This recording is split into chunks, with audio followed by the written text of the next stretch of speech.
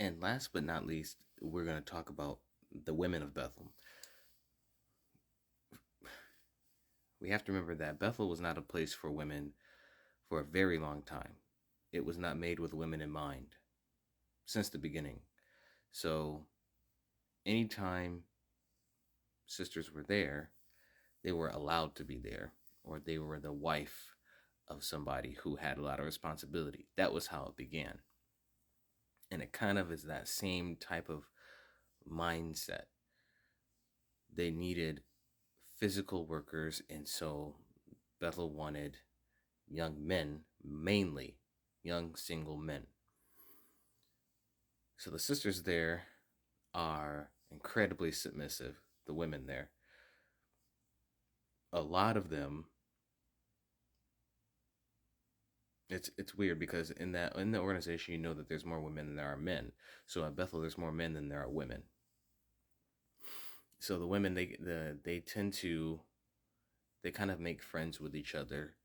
Um, when they first get to Bethel, they cling to their husband, and they are defenders of their marriage. Now, remember, I talked to you about affairs happening at Bethel because 9 times out of 10, when an affair happened, it was a single person and a sister. So, sisters are always on the lookout for men who are not their husbands, who may be interested in them or may have a certain attraction to them. It gets weird. It gets weird. It gets weird. Um, let's just say a lot of guys marry out of their league, and their wives come in and they're very attractive women. They're usually like from some exotic country, and they come here and they see a smorgasbord of men that they could have been with. And it happens. Yes, it does happen. Flirting with married women happens. Um, Again, I told you there have been affairs, and it has been an issue. And so we were counseled to make sure that we were never alone with sisters, and they cared more about us being alone with married sisters than they did uh, about us being alone with single sisters. Anytime you addressed a sister in an email or a text message or phone call, you always CC'd her husband, and um, sisters, you could tell if a sister was threatened by you if she started talking about her husband almost immediately. Like, if some sisters would not shake your hand, some sisters would not be your friend in any way, shape, or form. Um, and, and they were very protective.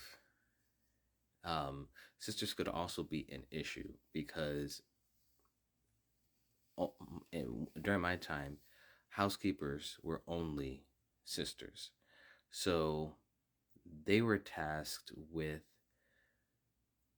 while they maintained your room, they also had to report to make sure that you were doing what you were supposed to do. Meaning your room was up to par, that you had nothing in your room that you weren't supposed to have, no bad entertainment, no bad books, magazines, no bad music. Um, they went into your closet, they went into your cabinets, they went into your bathroom, they went into your drawers, they went underneath your bed. So there was no hiding anything. They also were usually the first person to find if someone had passed away in their sleep or something crazy like that. Um, they also would check on you if you were sick. So they would, make sure that you reported that you were sick, and they would also bring you anything you might need if you were sick. Um, they really only cleaned your room thoroughly on one day of the week, whichever day that was. I will say that When I first got to Bethel, I talked to you about my welcome and how cold it was. Um, the couple people that I could say were very warm were my housekeeper. They they warmly welcomed me. I had two. They kind of alternated, and they were very nice. And so, if you had a good relationship with your housekeeper, she wasn't going to tell on you if there was something unkempt in your room. She did have to tell you if she saw something that you shouldn't have in your room.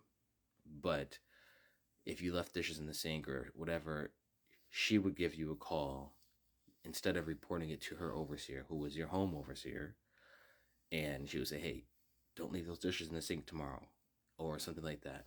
And if you had a good relationship with your housekeeper, and maybe you were in a department where you could get her something like, extra food or extra supplies or something like that, then you kind of like would leave that out for her or something and say, "This is for you. Um, Thanks for looking out the other day," or something like that. And you just had that type of rapport with her, then you had a good, someone else, on your watching out for you, who had your back. So that's kind of how things were with. Now, the other thing I want to say about the women of Bethel is it's kind of one of the biggest double standards of the organization that a woman can come to Bethel, they can be left alone within the Bethel facility. They have keys and access to different doors and things like that a sister in the congregation would never have. So if you have a sister be a doctor and a lawyer, um, do writing proofing, all types of things that you would normally only use a brother for if you had the brother. Sisters work in accounts. You see a lot of stuff. And they have a lot of authority over, certain materials and the goings on, ins and outs of things. They are travel agents. They set up transportation for, governing body members of the rest of the Bethel family. They do a lot of things that the organization probably would prefer that a brother did. They don't need any approval to use them. So it's ridiculous to me that sisters can't hold mics or do the sound at a congregation when they're doing far more at Bethel. And don't even get me started on all the women who are in construction and they're not cooking. There are women who are architects. I knew sisters who were architects who were drafting buildings for the organization. So it's a huge double standard to say that they can do that and they can't do something in the congregation. They're not teaching when they're holding a mic. They're not teaching when they're turning the sound up or down. They shouldn't need approval for that. They should automatically be able to do it. Misogyny is crazy. There was one more thing I was going to say about the sisters at Bethel Per. Oh yeah, they had a lot of experience there. Very capable women, and they were used in ways that you would probably never think. So, you know, it's not so far fetched that Barbara Anderson had access to all those files, because she did. There are other women who have access to a lot of other files too, especially the ones in legal. So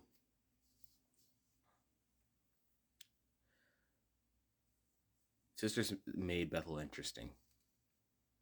And some were cool and some were not. And you knew the ones to avoid, particularly the heavies' wives, and you knew the ones who you were cool with.